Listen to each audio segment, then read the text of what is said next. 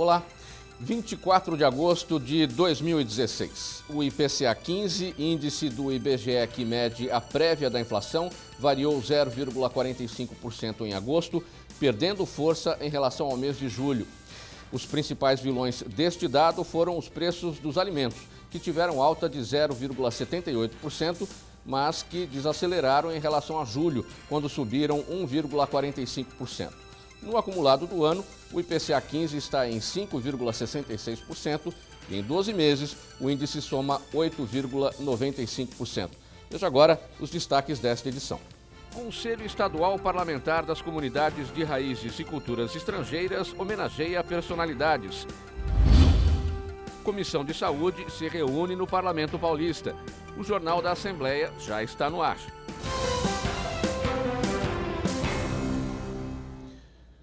A Comissão de Transportes e Comunicações aprovou o projeto de lei que determina a cobertura, a identificação e também a iluminação de todos os pontos de ônibus em rodovias estaduais. Este foi um dos temas apreciados em reunião aqui na Assembleia Legislativa. O projeto também obriga as melhorias em estradas e vicinais. Além dele, os deputados discutiram a isenção do pagamento do pedágio na rodovia dos Tamoios aos moradores dos municípios de Caraguatatuba, Jambeiro e Paraibuna. A Comissão de Transporte é muito ampla e aqui nós acumulamos também comunicação. Semana passada demos destaque ao provimento que foi seguido pelo Ministério Público em relação à CPI que eu presidi e que resultou em vários inquéritos e uma ação civil pública. Hoje aprovamos projetos de deputados aqui da Casa, dentre eles alguns importantes que pedem a isenção de tarifas de pedágio entre municípios como Caraguatatuba e Paraibuna, e também um projeto importante do deputado, onde exige que todos os pontos, paradas de ônibus em rodovias estaduais, tenham abrigo, coisa que muitas vezes não existe. Você tem lá um ponto, mas não tem um abrigo, que seja iluminado e sinalizado. E outros itens, dentre eles aí requerimentos convocando audiências públicas e itens para se tratar, que naturalmente são de interesse da população de São Paulo. Os 3 projetos de lei da reunião foram aprovados e dos 3 requerimentos, 2 deles tiveram pedidos de vistas. O regimento permite pedido de vista e continuar apreciando a pauta semanal. É uma comissão que sempre tem uma demanda bastante grande. O corpo do jornalista e apresentador Goulart de Andrade foi velado aqui na Assembleia Legislativa. Ele morreu de problemas cardiorrespiratórios. Nós vamos conversar ao vivo agora com a repórter Carla Francisco, que tem outras informações. Boa tarde, Carla.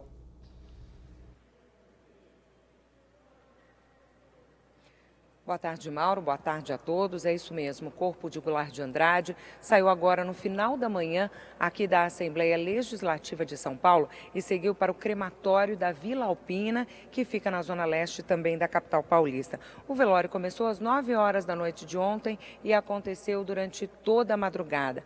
Parentes, amigos e companheiros de trabalho estiveram aqui na Assembleia para se despedir do jornalista que ainda era atuante na profissão. Confira na reportagem. O corpo do jornalista deixou a Assembleia Legislativa em um caminhão do Corpo de Bombeiros.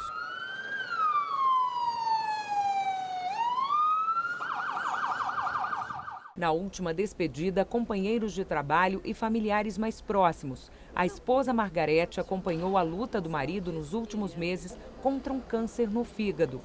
Alegria, alegria, alegria, muito amor. Muita vontade de viver intensamente. Acho que é isso que ele deixa, né? É de ver uma coisa triste e transformar em vida, em existência, compartilhar conhecimentos, viver. É isso. Luiz Felipe Goulart de Andrade nasceu no Rio de Janeiro. Goulart de Andrade, como ficou conhecido, começou a carreira no jornalismo ainda jovem, na TV Rio em 1955. Na década de 80, ele criou o programa Plantão da Madrugada, exibido pela TV Globo e posteriormente pela Rede Bandeirantes. Ele ainda trabalhava na TV Gazeta, no programa Vem Comigo, bordão criado pelo apresentador e que ele ainda usava nas reportagens. De lembrança é a alegria dele, né? O jeito dele tratar os filhos, a família sempre brincalhão, né? Sempre, às vezes, um pouco austero para impor as normas dele, tem que ser do jeito dele, né? Como todo patriarca, né? Mas ele é uma pessoa com muito amor, que nos amou muito, né? Nós também a ele. Vai fazer muita falta, vai deixar muita saudade e é uma pena, né? A filha Nancy estava nos Estados Unidos, onde mora, quando soube da morte do pai. Vim no avião, cheguei agora de manhã. Mas assim, para mim parece que eu não estou acreditando. Assim, você olha para ele... Não caiu a ficha? Não. Não, porque ele deixou uma mensagem para mim. Filha, filhota. Ele me chamava de filhota. Pai te ama. Goulart de Andrade teve 4 filhos, um deles já falecido. Ele deixa também 3 netos e uma bisneta. No meu caso, que sou neto, fiz jornalismo por causa dele, trabalhei com ele durante 8 anos, morei com ele durante 15 anos, então eu considero ele como um pai. Ele, na verdade, é o meu pai, mas meu avô. E a mensagem é de um legado que fica, de um cara extraordinário, que, na minha opinião, é o melhor repórter que eu já vi atuando hoje. Goulart de Andrade marcou o telejornalismo brasileiro. Deixa um vazio enorme em cada um de nós, uma saudade tremenda, porque além de ser um profissional fora do comum, ele era um excepcional amigo, de extrema generosidade, sempre muitíssimo bem-humorado, sempre preparado para fazer uma piada, para fazer uma brincadeira. Em qualquer circunstância, ele sempre estava a fim de ajudar, de empurrar para frente quem quer que fosse, em qualquer circunstância. Enfim, ele nos deixou, né? Deve estar se encontrando com o Geneton nesse momento, Fernando Faro, que nos deixou há umas semanas atrás. E é um encontro, vai ser um encontro agradável, sem dúvida nenhuma, né? E todos nós nos encontraremos.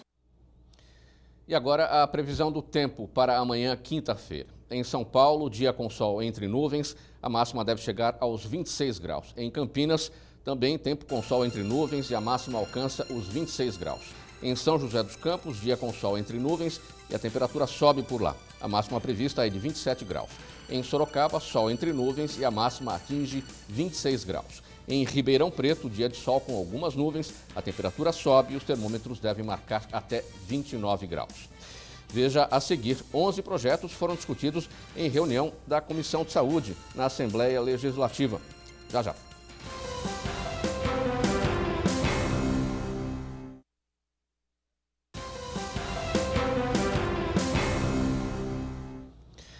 Os deputados estaduais participam neste momento da 7ª reunião da CPI da Merenda. A repórter Priscila Silvério está ao vivo no plenário Dom Pedro I e tem de lá outras informações. Boa tarde, Priscila. Boa tarde, Mauro. Boa tarde a todos. 5 pessoas foram convocadas para prestar depoimentos hoje à CPI da Merenda. 2 pessoas justificaram e não vieram.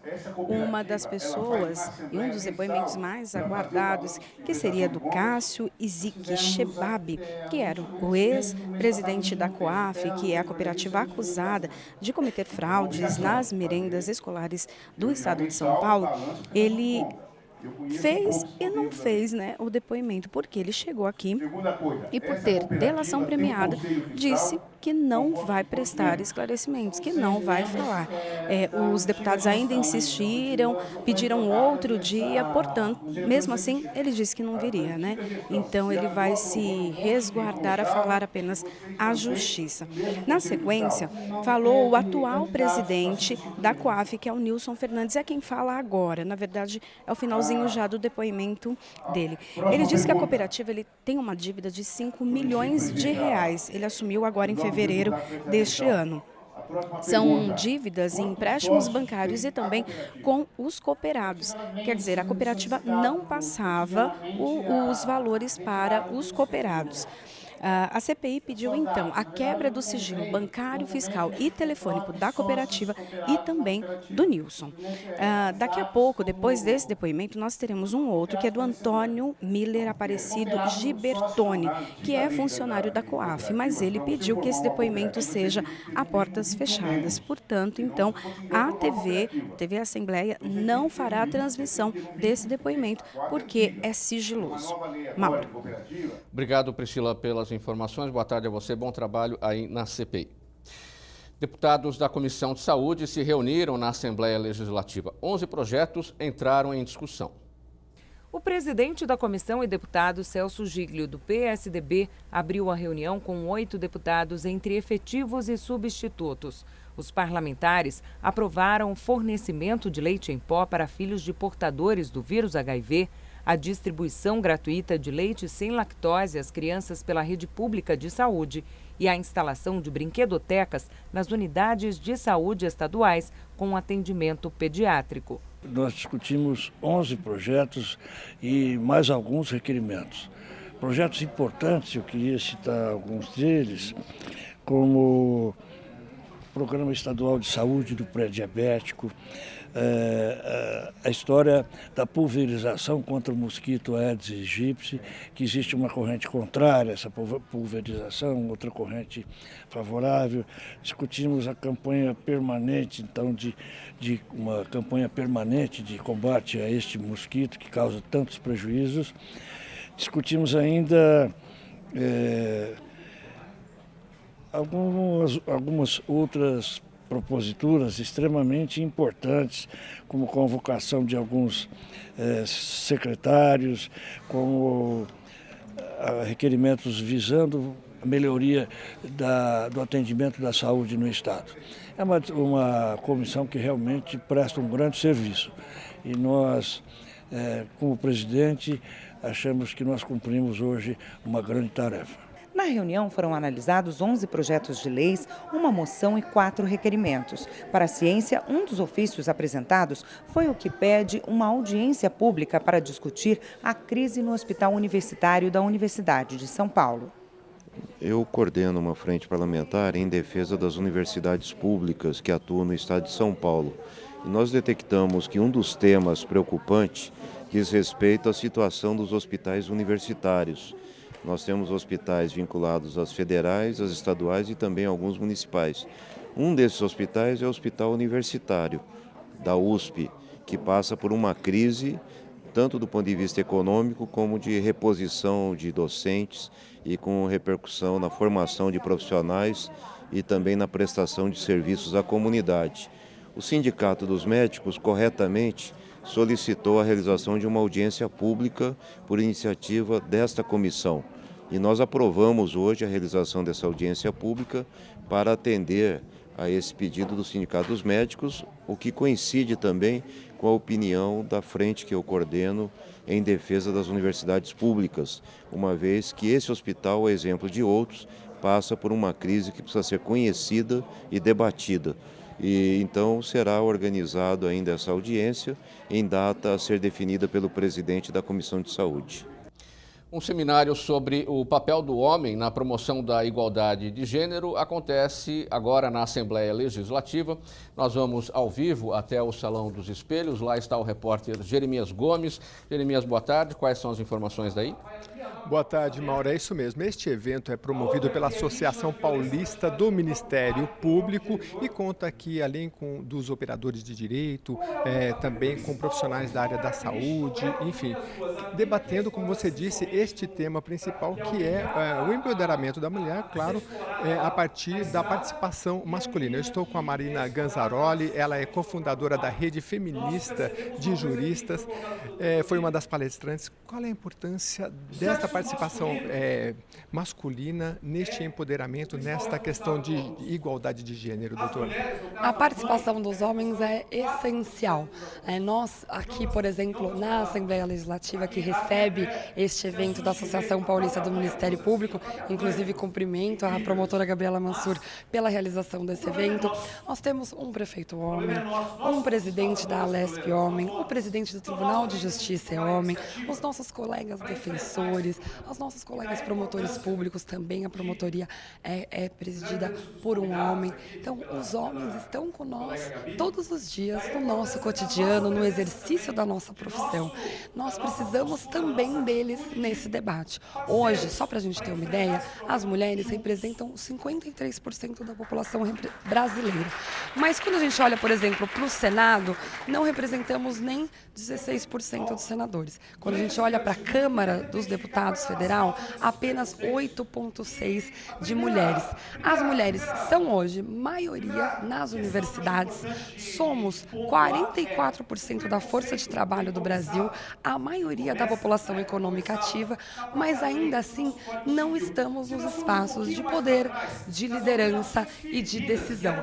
Precisamos dos homens, que são nossos parceiros de profissão, de trabalho, nossos companheiros no lar também, para entrarem nessa luta e participarem ativamente dos debates, das discussões sobre gênero. Sem os homens, né, nessa luta, nós estaríamos falando apenas com nós mesmas, né? O movimento feminista, ele não de forma alguma é um movimento que se segrega. Pelo contrário, quando a gente fala da ampliação dos direitos das mulheres e da manutenção desses direitos, a gente precisa de toda a sociedade, de todos os seres humanos envolvidos nessa luta. A participação política das mulheres é apenas um exemplo, né? Essa desigualdade de poder entre homens e mulheres, ela se reflete em todas as esferas das nossas vidas. Nós ainda somos as maiores vítimas de violência. A cada 1 minuto, uma mulher sofre violência, é agredida no Brasil. A cada 33 segundos, uma mulher é vítima de estupro no Brasil. Para enfrentarmos este que é um problema não só das mulheres, mas um problema de saúde pública, um problema estrutural. Precisamos de toda a sociedade envolvida nesse enfrentamento. E aí também dos homens, sejam eles advogados, promotores, juízes, parlamentares, médicos, policiais militares, que fazem o atendimento das vítimas, né, lá na ponta. Precisamos de toda a sociedade envolvida nessa luta, problematizando essa desigualdade que existe ainda na nossa sociedade entre homens e mulheres, para que possamos finalmente superar essas diferenças. Eu agradeço então as palavras aqui da doutora Marina Gazzaroli, lembrando que este é um evento com espaço cedido aqui pelo presidente da Casa, deputado Fernando Capês, presidente da Assembleia Legislativa, dentro desta série de eventos que estão sendo realizados quando comemoramos os 10 anos da Lei Maria da Penha. É com você, Mauro. Muito bom, Jeremias Gomes, obrigado, boa tarde a você. Vamos falar agora um pouco mais da previsão do tempo para amanhã, quinta-feira, em outras cidades do interior e do litoral do estado. Em Santos, dia com sol entre nuvens e a temperatura sobe, a máxima chega aos 26 graus. Em São José do Rio Preto, também dia com sol entre nuvens e a temperatura alcança os 29 graus. Em Mogi das Cruzes, dia de sol entre nuvens, a máxima por lá chega aos 25 graus. Em Piracicaba, dia de sol entre nuvens também e a temperatura sobe. Os termômetros vão até 27 graus. Veja a seguir, Conscri faz homenagem a personalidades que se destacaram na sociedade e promove show de dança na Assembleia Legislativa. Veja já já.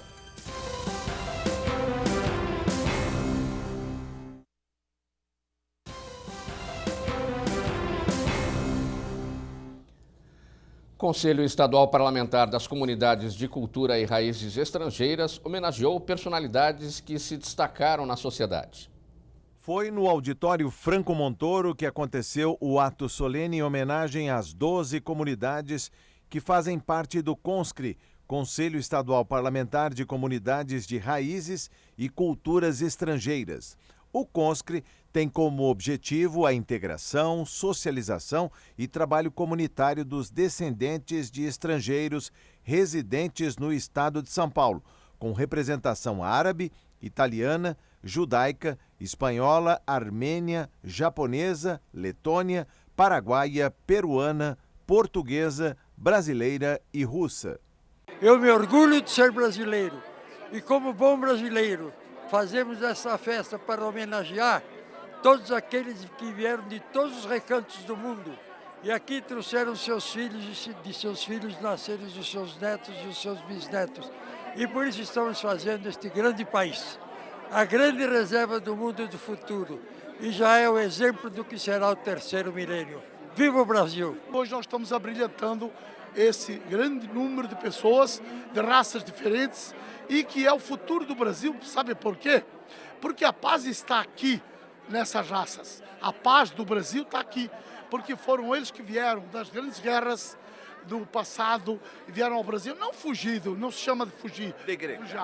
Não. Sim, procurar um novo caminho. Hoje a gente quer agradecer ao Brasil por ter acolhido não só os portugueses, como também as outras nacionalidades, que é o nosso grande país, nosso acolhimento, Teremos aí agora visto uma Olimpíada que acabou de acontecer, que exatamente aconteceu a mesma coisa. Acabou de acolher 230 países, se eu não me engano.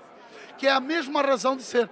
Todos foram embora encantados com esta maravilha do Brasil, que é a maravilha do oceano do lado de cá. As comunidades representadas prestaram homenagem a personalidades de destaque. Esse evento hoje, esse dia é muito importante para nós, porque o Dr. Riyad Yunus, que está homenageado, é muito querido para a comunidade libanesa, é muito querido para as autoridades libanesas. Ele já deu muito para o Brasil, já deu muito para o povo. É uma grande honra para nós que ele está homenageado aqui. Estou muito feliz de ficar aqui com vocês. Faz 15 dias atrás estava na França, União Europeia. Eu sonho que o mundo todo vira igual à União Europeia. Para ficar o mundo inteiro, não precisa ser fronteira, não precisa ser, deve haver alguma língua. Hoje inglês como língua internacional. Mesmo para o Brasil, um país nota 10, porque abre braço para estrangeiro. Aqui o estrangeiro sente brasileiro. Se por isso esse entrosamento diferente de outro país. Nós estamos trazendo os líderes religiosos de São Paulo, católico, da comunidade judaica, ortodoxo, budista, e eles estarão trazendo uma mensagem pela paz. Será um encontro ecumênico pela paz. E essa mensagem acho que o mundo está precisando, o CONSC tem trabalhado em cima disso, e acho que só podemos estar felizes por mais essa realização. Ao final, as comunidades promoveram shows de dança no hall monumental da Assembleia Legislativa do Estado de São Paulo.